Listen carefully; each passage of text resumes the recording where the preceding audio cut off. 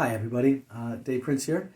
And as we go into Passion Week, what they call Holy Week, this week where we really look at the work of Christ and the escalation of his victory over sin, over death, and over the devil.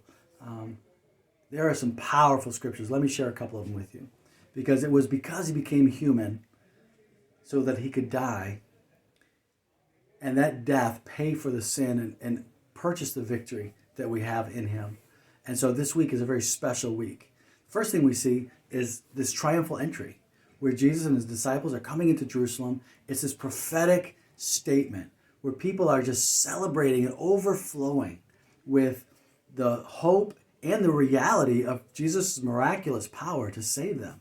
There was Lazarus, who was dead, now alive, even though people wanted to kill him again. There was Mary Magdalene, who'd been set free from 7 demons. There was blind guys from Jericho. There was all of his disciples, people that have been sinful folks that have come back to the Lord. It was this throng of celebration, looking prophetically ahead, how Jesus was going to defeat our enemies, but also they were living in the victory and the joy of what Jesus had already done in their life. Now, the victory that Jesus won was done in a way in which probably different than the way many people in their human understanding would have done it. Because Jesus' pathway to purchase our victory, to win our victory, was through Gethsemane. And Gethsemane was this place where Jesus had a moment. And it was like his will or God's will. And so it was a lot to think about what was going to happen, what Jesus was going to endure. Not just the humiliation, not just the physical pain and the experience of death, but also the turning away of the Father and the laying on of all sin upon him. It had to be daunting to his humanity. And so Jesus had this moment of before the Lord. Like we all must have these moments before the Lord where he determines not my will, but God the Father's will be done.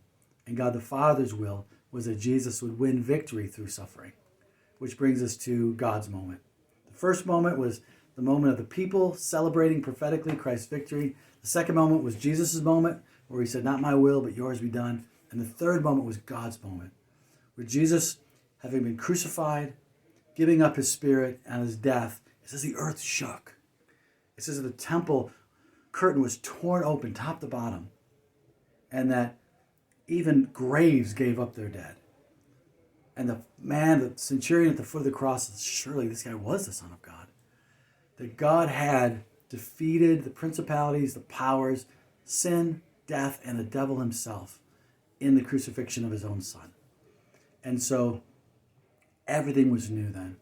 And as we now walk through and as we think about these things during this week, as we're headed towards Easter and the resurrection of Christ, let's remember that we live as prophetic people proclaiming the victory of our King Jesus, and that the way to victory is through Gethsemane, where we say, not our will, but God's be done, and that we boast in nothing but the cross of Jesus Christ, through whom we have been healed and made new, and we live in that victory.